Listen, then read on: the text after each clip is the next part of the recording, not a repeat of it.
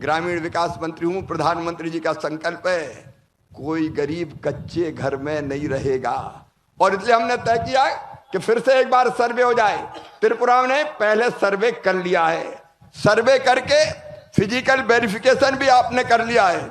सर्वे में 2,56,142 मकान सर्वे में आए थे और फिजिकल वेरिफिकेशन करके भी जो मेरी जानकारी 2 लाख के आसपास मकान ऐसे हैं जिनको पात्रता आती है।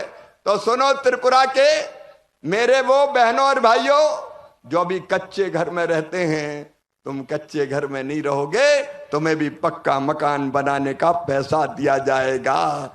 प्रधानमंत्री आवास योजना के अंतर्गत एक बार कच्चे घर में रहने वाले भाई बहनों को अभी अभिनंदन करो, ये उनकी जिंदगी बदलने का प्रयास है। क्यों कोई टूटे घर में रहे, उसके भी सपने हैं, उसके भी बच्चे हैं, गर्मी सर्दी बरसात परेशान होना पड़ता है। अब उसका मकान भी पक्का बनेगा। फेजेज में ये मकान त्रिपुरा को देने का काम प्रारंभ किया जाएगा। पीएम जनमन की सड़कें भी आपने बहुत ढंग से पूरी की है, वो भी आपने पीएम जनमन के मकान भी 17,217 में से स्वीकृत करके 16,781 बना दिए, उसके लिए भी धन्यवाद। पुरानी सड़कें आपकी पूरी हो गई है।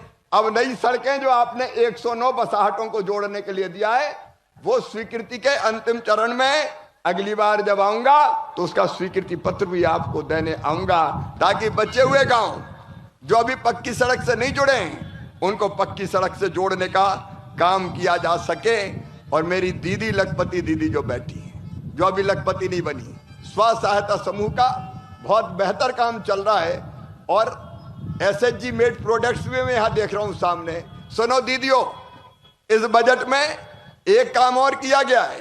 आप अच्छा अच्छा सामान बनाती हो, लेकिन उस सामान को बेचने के लिए कई बार अच्छा प्लेटफॉर्म बाजार नहीं मिलता। अब इस बजट में ये प्रावधान किया है, हर जिले में दीदियों एक सी मार्ट खोला जाएगा। केंद्र सरकार एक सी मार्ट खोलने के लिए 7 लाख रुपए से ज्यादा देगी, ताकि उनको अपने जिले में इस सामान बेचने का मौका मिल जाए। बहनों, आपकी जिंदगी बदलना भाजपा की सरकार का सबसे प्रथम कर्तव्य है और इसलिए एक ने अनेकों योजनाएं बनी, मैं उनके बारे में विस्तार से नहीं जा रहा, लेकिन लखपति दीदी योजना के माध्यम से हर दीदी की आमदनी बढ़े और वो गरीब ना रहे, ये हमारा लक्ष्य है। और इसके पूर्ति के लिए त्रिपुरा सरकार दिन और रात काम कर रही है। इसके लिए भी मैं मुख्यमंत्री जी और उनकी टीम का अभिनंदन करता हूं। मटेरियल कंपोनेंट की आपने बात कही है, जल्दी से जैसे ये बजट होता है मटेरियल कंपोनेंट का पैसा भी डॉक्टर साहब भेज दिया जाएगा, ताकि कोई दिक्कत और परेशानी ना आए। कृषि के लिए, क्योंकि मैं मुख्यमंत्री जी से बात कर रहा था, विप्लव जी से भी पहले बात होती थी, खेती के बिना हमारा काम नहीं चलता। और यहाँ के तो फलों का तो बात ही क्या है, यहाँ का अनानास तो ऐसा है कि खाओ तो ऐसा लगता है कि एक ही आदमी पूरा अनानास खा जाए।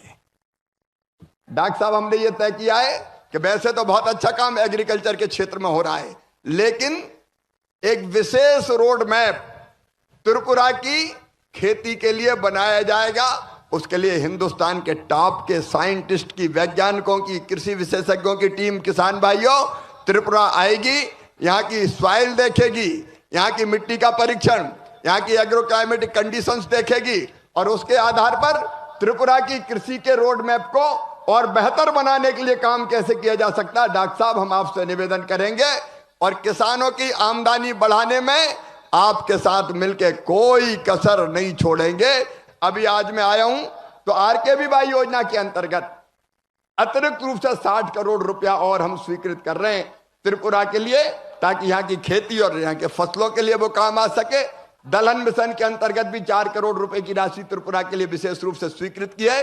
तो खेती और ग्रामीण विकास में कोई कसर नहीं छोड़ी जाएगी।